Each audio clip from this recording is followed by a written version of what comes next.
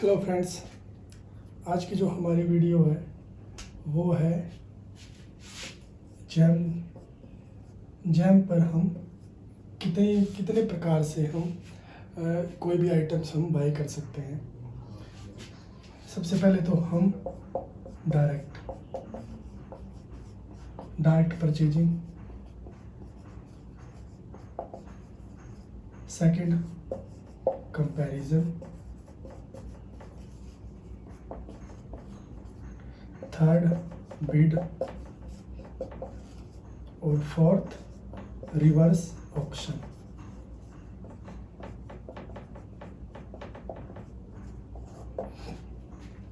अब काफ़ी सारे जो मेरी पहले वाली वीडियो उसमें बहुत सारे जो कुलीग हैं जो उनका मैसेज आया जिसमें उन्होंने बोला है कि बिड और रिवर्स ऑक्शन में डिफरेंस क्या होता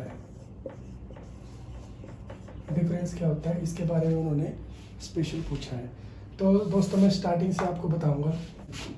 डायरेक्ट तो ऑलमोस्ट आप सभी को पता ही होगा कि कैसे हम डायरेक्ट परचेज कर सकते हैं। आपने अगर जो आप आइटम खरीदना चाह रहे हो, अगर उसकी वैल्यू 25,000 रुपये से कम है तो आप उस आइटम को डायरेक्ट खरीद सकते हो बिना किसी कंपैरिजन के।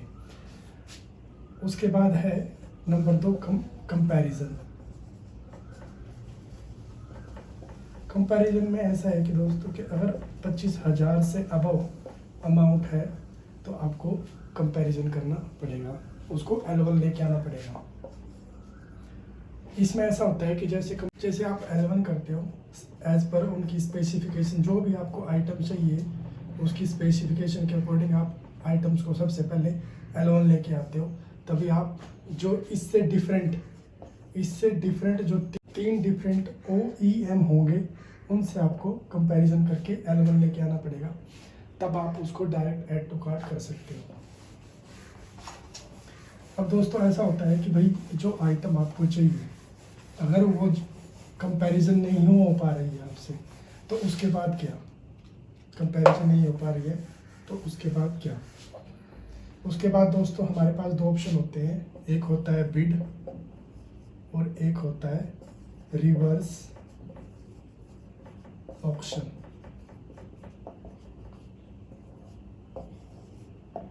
इसमें हमको क्या करना पड़ता है, मान लो अगर आपको कोई कंप्यूटर चाहिए, आपको पीसी चाहिए कोई डेस्कटॉप, उसकी कीमत 80,000 रुपये है। अगर वो कंपैरिजन जो स्पेसिफिकेशन है उस स्पेसिफिकेशन के अकॉर्डिंग को वो वाला जो कंप्यूटर है वो L1 नहीं आ रहा है तो उस सिचुएशन में आप बिड डालते हो।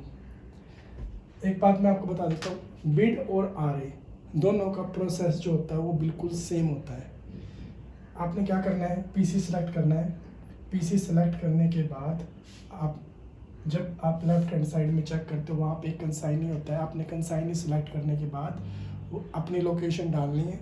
लोकेशन डालने के बाद जब आप उसको आइटम्स को सेलेक्ट करते हो तब आपने उसके लेफ्ट हैंड साइड में सबसे ऊपर बिड का ऑप्शन आता है, आपने बिड को सिलेक्ट करना है। तो जैसे ही बिड ऑब्लिक आ रहा है आपने बिड अच्छी तरह चेक करनी है डालते हुए कि भाई आप जो आपको पीसी चाहिए उसी की ही स्पेसिफिकेशन आपकी बिड में गई है। बिड और RA दोनों का जो प्रोसेस है वो यहाँ तक बिल्कुल सेम है। आप बिड और RA दोनों को सिलेक्ट करके डाल सकते हो, पर स्पेसिफिकेशन आपको पक्का चेक करनी पड़ेगी। बिना स्पेसिफिकेशन के आपकी वो आइटम जो आपको चाहिए उसके लिए वो जो बिड है उसमें कोई भी फिर पार्टिसिपेट कर सकती है बिना अगर टेक्निकल स्पेसिफिकेशन उस पर नहीं लगाई गई तो। अब उसके बाद क्या होता है दोस्तों, जब तक आप बिड और RA जो आपने आइटम्स की बिड या RA डालनी है वहाँ तक इनका जो प्रोसेस होता है वो बिल्कुल सेम होता है, उसमें कोई चेंज नहीं होता। जो इसका डिफरेंस है वो आता है बाद में। आपने मान लो बिड की ओपन करने की डेट डाल दी आपने 5/5/2020, ऐसे ही इसकी 5/5/2020। अब इसमें क्या होगा, आपने बिड ओपन की इस डेट को, बिड ओपन करने के बाद आपने देखा आपके पास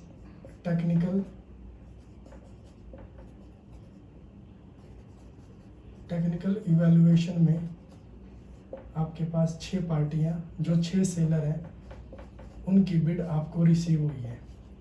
ऐसे ही सेम आपने ये ओपन की, आपने टेक्निकल इवैल्यूएशन किया, उसको ओपन करने के बाद उसमें भी आपको 6 सेलर की बिड मिल गई।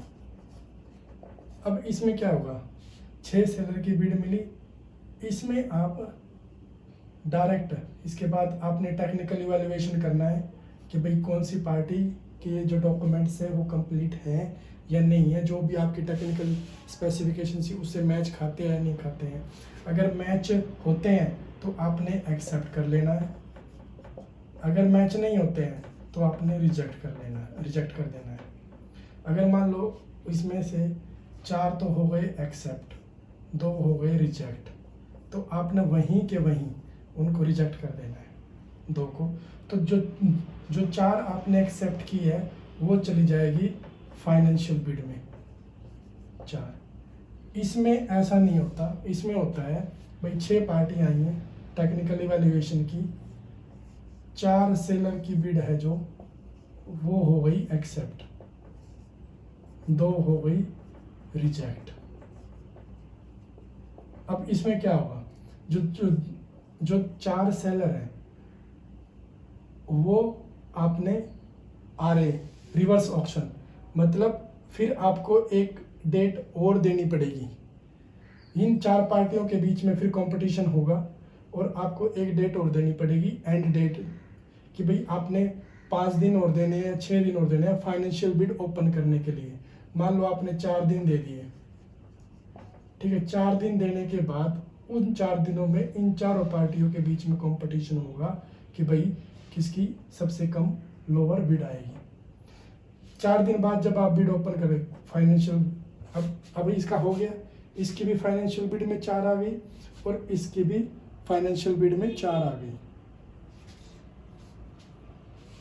जब 4 सेलर की जो है एक्सेप्ट की आपने बिड, वो चली गई फाइनेंशियल में, तो आपने फाइनेंशियल बिड ओपन कर लेनी है। तो उन 4 पार्टियों में जिसकी सबसे लोवेस्ट बिड होगी उस पार्टी को AOC दिखा देगा, अवार्ड ऑफ कॉन्ट्रैक्ट L1 दिखा देगा उस पार्टी को जिसकी सबसे कम होगी। ऐसा ही इसमें होता है, जब आपने जो डेट, जो 4 पार्टियां जिन्होंने कंपटीशन किया है उसमें चारों पार्टियों को जो है जब आप उसको ओपन करोगे तो जो 4 दिन के बाद जो आपने डेट दी है, पहले 5 तारीख को ओपन किया, फिर आपने 10 तारीख की डेट दे दी कि भाई 10 तारीख को आप फाइनेंशियल बिड ओपन करोगे रिवर्स ऑप्शन में। तो जो 4 पार्टियां जिनकी आपने टेक्निकल इवैल्यूएशन के बाद एक्सेप्ट की थी वो आपस में कंपटीशन करेंगी। फिर एक जो पार्टी होगी, एक सेलर होगा जिसकी सबसे लोवेस्ट बिड होगी। जब आप फाइनेंशियल बिड ओपन करोगे 10 तारीख को,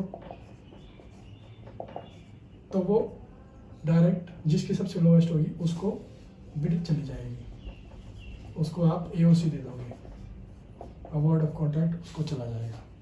तो फिर उसके बाद फिर आपने वही करना है जिसको अवार्ड ऑफ कॉन्ट्रैक्ट किया गया है, क्रिएट किया है। इसमें आपने क्या करना, इसके बाद फिर आपने उसको ऐड टू कार्ट करना है, ऐड टू कार्ट करने के बाद उसको खरीद लेना है। इसमें आपने एक ध्यान में रखना है, जब आप जो इसमें आपने बिड डाली है, बिड डालने में आपने जो भी बिड का जो डॉक्यूमेंट्स वगैरह हैं जो जनरेट होते हैं वो आपने डाउनलोड करने हैं, क्योंकि जब आप पेमेंट के लिए जब ये चीज़ आगे भेजोगे, अपने PO सेक्शन में भेजोगे, तो उसके साथ में वो डॉक्यूमेंट्स लगाने पड़ते हैं, क्योंकि उनको ये प्रूफ चाहिए होता है कि भाई ये चीज़ जो कंपैरिजन की गई है या फिर ये जेम से खरीदी गई है या नहीं खरीदी गई है।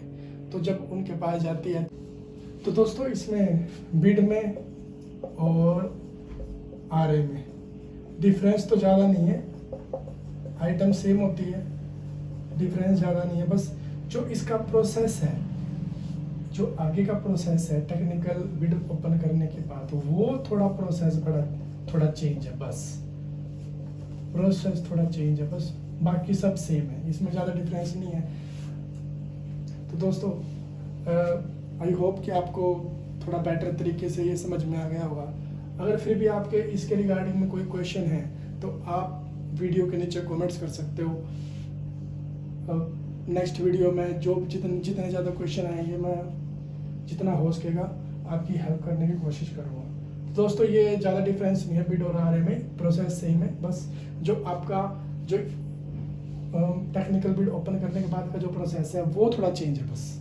इसमें डायरेक्ट जाती है, इसमें डायरेक्ट पार्टी आती है, डायरेक्ट पार्टी आ जाएगी आपके पास भाई, टेक्निकल ओपन की, एलिवेशन की, और उसके बाद फिर सीधा फाइनेंशियल बिड ओपन की और पार्टी को एओसी दे दी, बस। इसमें डायरेक्ट होता है बिड में। आरए में ये होता है कि भाई टेक्निकल ओपन